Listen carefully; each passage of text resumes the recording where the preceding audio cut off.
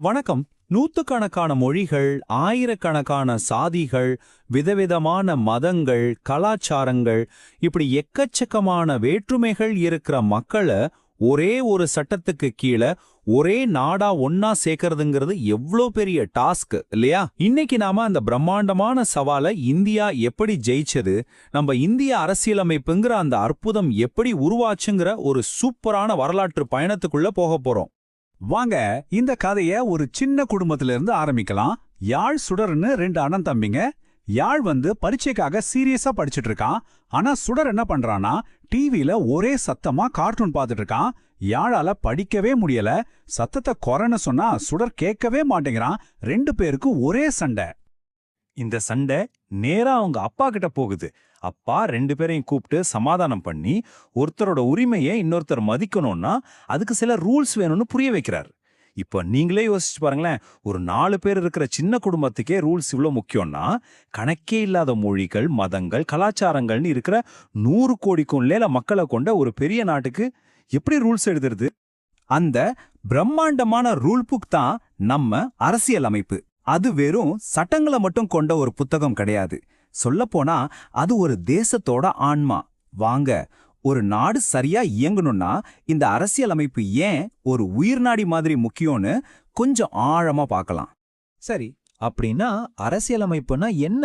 ரொம்ப சிம்பிளா சொல்லணும்னா அதுதான் ஒரு நாட்டோட தலையாய சட்டம்.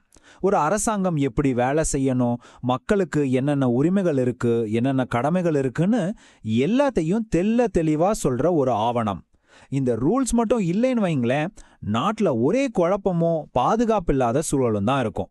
நம்ம இந்திய அரசியலமைப்பு ஒரே நாள்ல திடீர்னு எழுதப்பட்ட ஒரு விஷயம் கிடையாதுங்க. அதோட வேர்கள் பல வருஷ வரலாத்துல, குறிப்பா பிரிட்டிஷ் ஆட்சியில போடப்பட்ட சட்டங்கள்ல ரொம்ப ஆழமா இருக்கு. அந்த சட்டங்கள் நம்ம மேல திணிக்கப்பட்டதா இருந்தாலும் அதுவே தெரியாம எதிர்கால இந்தியாவுக்கான ஒரு நிர்வாக கட்டமைப்பை உருவாக்கிடுச்சு. அதாவது நம்ம சுதந்திரத்துக்கான அஸ்திவாரம் நம்ம அடிமையா இருந்தப்பவே போடப்பட்டுடுச்சுங்கிறது ஒரு வரலாற்று முரண். இந்த டைம்லைனை பாருங்க. 1773ல ஆரம்பிச்சு பிரிட்டிஷ் அரசு கொஞ்சம் கொஞ்சமா நிர்வாகத்தை அவங்க கண்ட்ரோல்குள்ள கொண்டு வந்தாங்க. இதுல ரொம்ப ரொம்ப முக்கியமானது 1935ல வந்த இந்திய அரசு சட்டம். இந்த ஒரு சட்டம் தான் நம்ம அரசியலமைப்போட பல முக்கியமான அம்சங்களுக்கு ஒரு ப்ளூ பிரிண்ட் மாதிரி அமைஞ்சது. சுதந்திரம் கிடைக்க போற அந்த முக்கியமான நேரத்துல இந்தியாவுக்குன்னு சொந்தமா ஒரு அரசியலமைப்பை உருவாக்குற அந்த பெரிய பொறுப்பை ஒரு குழு கிட்ட கொடுத்தாங்க. அந்த குழு பேர் தான் இந்திய அரசியலமைப்பு நிர்ணய சபை. இந்தியாவின் எதிர்காலத்தையே இவங்க தான் எழுத போறாங்க. ஆரம்பத்துல இந்த சபையில மொத்தம் 389 உறுப்பினர்கள் இருந்தாங்க. ஒவ்வொருத்தரும் ஒவ்வொரு பகுதி, ஒவ்வொரு சமூகம், ஒவ்வொரு சிந்தனையோட குரலா இருந்தாங்க. இது சும்மா ஒரு குழு கிடையாது, இதுவே ஒரு குட்டி இந்தியா மாதிரி. இந்த பிரம்மாண்டமான வேலையை முடிக்க அவங்க எடுத்துக்கிட்ட காலம் எவ்வளவு தெரியுமா? 2 வருஷம் 11 மாசம் 17 நாட்கள். ஒவ்வொரு நாளும், ஏன் ஒவ்வொரு மணி நேரமும் ஒரு தேசத்தோட தலைவிதி அங்க விவாதிக்கப்பட்டுச்சு. கடைசி வடிவம் தயாராகிறதுக்கு முன்னாடி எத்தனை திருத்தங்கள் கொண்டு வந்தாங்கன்னு நினைக்கிறீங்க? கிட்டத்தட்ட 2000. ஆமா, 2000 திருத்தங்கள். இது வெறும் நம்பர் கிடையாது. ஒரு பொதுவான கருத்துக்கு வர்றதுக்காக எவ்வளவு தீவிரமான விவாதங்கள் நடந்துச்சு, ஒவ்வொருத்தரோட குரலுக்கும் எவ்வளவு மதிப்பு கொடுத்தாங்கன்னு இது காட்டுது. இந்த எண்களுக்கு பின்னாடி இருந்த இந்த மனிதர்களை பாருங்க. இடது பக்கம் இருக்கிறது ஒட்டுமொத்த அரசியலமைப்பு நிர்ணய சபை. இத ஒரு பார்லிமெண்ட்னு வச்சுக்கிட்டா, வலது பக்கம் இருக்கிறது அதுல ரொம்ப முக்கியமான பகுதியான வரைவு குழு. இவங்க தான் அரசியலமைப்போட உண்மையான சிற்பிகள். இந்த பெரிய முயற்சிக்கு 2 முக்கிய தலைவர்கள் இருந்தாங்க. டாக்டர் ராஜேந்திர பிரசாத் சபையோட தலைவரா இருந்து எல்லா விவாதங்களையும் வழி நடத்தினார்.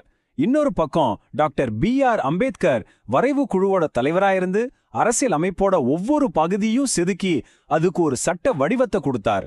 நூத்துக்கணக்கான கேள்விகளுக்கு பதில் சொல்லி ஒவ்வொரு சட்ட பிரிவோட நியாயத்தையும் விளக்கி இந்த ஆவணத்துக்கு உயிர் கொடுத்ததே அவர்தான். சரி, இவ்ளோ கஷ்டப்பட்டு உருவாக்குன அந்த ஆவணத்துல அப்படி என்னதான் இருக்கு? அதோட தத்துவம் என்ன? அதுல இருக்கிற முக்கியமான விஷயங்கள் என்னென்ன?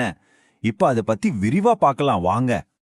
இதுதான் நம்ம இந்திய அரசியலமைப்போட முகவுரை, அதாவது அதோட ஆன்மா. இது இந்திய மக்களாகிய நாம்னு ஒரு பவர்ஃபுல்லான வார்த்தைகளோட ஆரம்பிக்குது. இது ஒரு சாதாரண ஆரம்பம் இல்ல. பல வருஷமா மன்னர்களாலையும் வெளிநாட்டுக்காரங்களாலையும் ஆளப்பட்ட ஒரு தேசம் முதல் முறையா அதிகாரம் எங்க கிட்ட இருந்து வருது அப்படின்னு உலகத்துக்கு அறிவிக்கிற தருணம் இது. இந்த முகவுரை இந்தியாவை எப்படிப்பட்ட நாடா உருவாக்கணும்னு ஆசைப்படுதுன்னு தெளிவா சொல்லுது. இறையாண்மை, அதாவது இந்தியா யாருடைய கட்டுப்பாட்டிலும் இல்லாத ஒரு சுதந்திர நாடு. சமதர்மம், சமூகத்திலையும் பொருளாதாரத்திலையும் சமத்துவத்தை கொண்டு வர்றது. மதச்சார்பற்ற, அரசுக்குன்னு எந்த மதமும் கிடையாது, எல்லா மதத்தையும் சமமா மதிக்கும். ஜனநாயக குடியரசு, மக்களால் தேர்ந்தெடுக்கப்பட்ட பிரதிநிதிகள் மூலமா ஆளப்படுற நாடு. இப்ப நம்ம அரசியலமைப்போட ஒரு இன்ட்ரெஸ்டிங்கான ரகசியத்தை பார்ப்போம். அதை உருவாக்குனவங்க சக்கரத்தை திரும்பவும் கண்டுபிடிக்க முயற்சி பண்ணல, அதுக்கு பதிலா உலகம் முழுக்க இருக்கிற சிறந்த ஐடியாக்களை தேடுனாங்க. இங்கிலாந்து, அமெரிக்கா, பிரான்ஸ்னு கிட்டத்தட்ட 60 நாடுகளோட அரசியலமைப்பை ஒரு ஸ்டூடெண்ட் மாதிரி படிச்சு அதுல இருக்கிற பெஸ்ட் விஷயங்களை எடுத்து அதை நம்ம இந்திய சூழலுக்கு ஏத்த மாதிரி மாத்தி அமைச்சாங்க. இந்த டேபிள்ல சில உதாரணங்களை பார்க்கலாம். பார்லிமெண்ட் சிஸ்டம் பிரிட்டன் கிட்ட இருந்து எடுத்தாங்க. ஏன்னா நமக்கு ஏற்கனவே அந்த சிஸ்டம் பழகி போயிருந்துச்சு. தனிப்பட்ட சுதந்திரத்துக்கு முக்கியத்துவம் கொடுக்கிற அடிப்படை உரிமைகள்ங்கிற கான்செப்டை அமெரிக்கா கிட்ட இருந்து எடுத்தாங்க. அதே மாதிரி ஒரு நல்ல அரசை எப்படி உருவாக்கணும்னு வழிகாட்டுற கொள்கைகளை அயர்லாந்து கிட்ட இருந்து எடுத்தாங்க. இப்படி உலகத்தோட பெஸ்ட் ஐடியாக்களை ஒன்னா சேர்த்து இந்தியாவுக்காக ஒரு தனித்துவமான ஆவணத்தை உருவாக்குனாங்க. 1950ல உருவாக்கின இந்த அரசியலமைப்பு இன்னைக்கும் எப்படி பொருத்தமா இருக்கு? அதுக்கு காரணம் அது ஒரு கல்லுல செதுக்கின சில மாதிரி கிடையாது. அது ஒரு உயிருள்ள, வளர்ந்துகிட்டே இருக்கிற ஆவணம். அது நம்ம ஒவ்வொருத்தருக்கும் என்ன வாக்குறுதி கொடுக்குது, அதோட எதிர்காலம் என்னன்னு இப்ப பார்க்கலாம். நம்ம அரசியலமைப்பு ஒவ்வொரு இந்திய குடிமகனுக்கும் சில அடிப்படை உரிமைகளை கேரண்டி பண்ணுது. இந்த உரிமைகள்லாம் சும்மா பேப்பர்ல எழுதின வார்த்தைகள் இல்ல. இது நம்ம ஜனநாயகத்தோட கவசம். இந்த கவசத்தை யாராச்சும் உடைக்க முயற்சி பண்ணா நாம நேரா நாட்டோட உச்சபட்ச அதிகாரமான கோர்ட்டுக்கு போய் நீதி கேட்கலாம். இந்த டாக்குமெண்டோட மிகப்பெரிய புத்திசாலித்தனமே இதுதான். இது ஒரே நேரத்துல ரொம்ப உறுதியாவும் இருக்கு, அதே சமயம் நெகிழ்வுத்தன்மையோடவும் இருக்கு. அதோட அடிப்படை கட்டமைப்பை யாராலையும் மாத்த முடியாது. ஆனா காலத்துக்கு ஏத்த மாதிரி புதிய சட்டங்களை கொண்டு வரவும் பழைய சட்டங்களை மாத்தவும் இதுல வழி இருக்கு. இந்த ஒரு தன்மை தான் 70 வருஷத்துக்கு அப்புறமும் நம்ம அரசியலமைப்பு உயிர்ப்போட இருக்கிறதுக்கு காரணம்.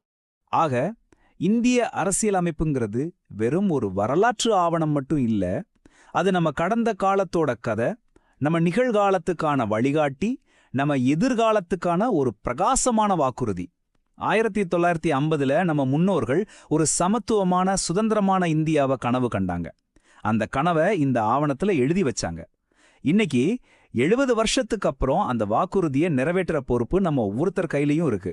அந்த கனவு இன்னைக்கு எந்த அளவுக்கு நிஜமாகி இருக்கு? இத பத்தி நீங்க என்ன நினைக்கிறீங்க?